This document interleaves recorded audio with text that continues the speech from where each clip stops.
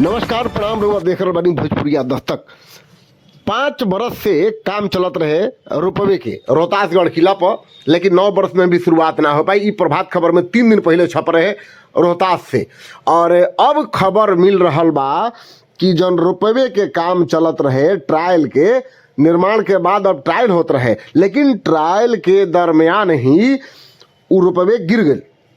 कई गो टावर टूट के उखड़ गई और ट्रॉली गिर गई।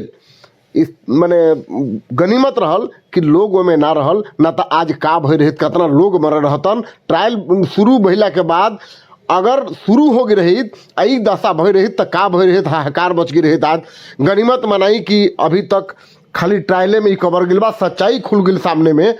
8 करोड़ के लागत से पुल निर्माण निगम बिहार सरकार द्वारा ये टेंडर जारी कल गए रहे, जौना के ropeway and resource private company Kolkata के बनावत रहे। 2 गो स्टेशन रहे, नीचे एगो नर्सरी स्टेशन और ऊपरे रोहतेश्वर मंदिर, जौन 84 मंदिर बा, रोहतेश्वर मंदिर, ओइजा एगो स्टेशन रहे। 2 गो एजा से मतलब चढ़े के रहे, ओइजा उतरे के रहे। ट्राली पहला बार 12 गो लागे रहे और 18 गो अभी मने बाद में लागी। टोटल 18 लागी, 12 अभी लागे रहे, 6 गो और बढ़ी। 1324 मीटर दूरी पर ई कल गई रहे। कुल टावर 7 गो एकरा में निर्माण भई रहे। स्थिति बा कि जांच के दरमियान ही, ट्रायल के दरमियान ही टावर कबर गई, ट्रॉली गिर गई, तार टूट गई। अब सरकार के भंडा फूट गई बा। सरकार का अपन लाज बचावे में का कुछ बयान दी तो बात के बाद बा। सोची अगर लोग में बैठा रही आई घटना भई रही तो का दशा हुई। स्थानीय लोग तो नाराज बाही। 5 बरस से काम चलत सोची 5 बरस पहले एकर काम शुरुआत भई रहे, अभी तक पूरा ना भइल।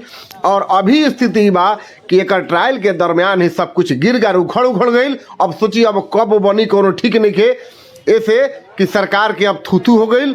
अब सरकार लाज बचावे खातिर का करी, कंपनी पर कितना जुर्माना लगाई, का कुछ करी, ये तो बात के बात बा। प्रशासनिक अधिकारी, जिला अधिकारी ओइजा पहुँचल बानी और का कुछ ओइजा हो रहल बा, ये हम सब रुआ के अपडेट बताइब।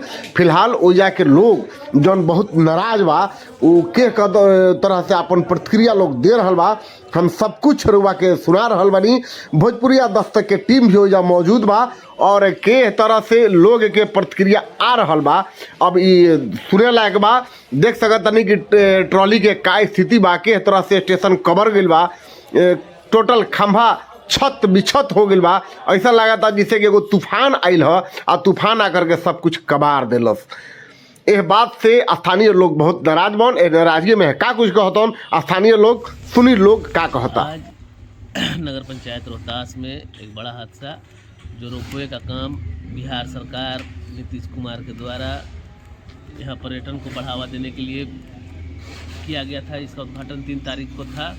आज ट्रायल में ही इसके सारे पोल खुल गए और बड़ा हादसा, रोपवे अपनी जगह से सब हट गया और एक्सीडेंट एक हो गया। आप देख सकते हैं कार वगैरह सब गिर गया।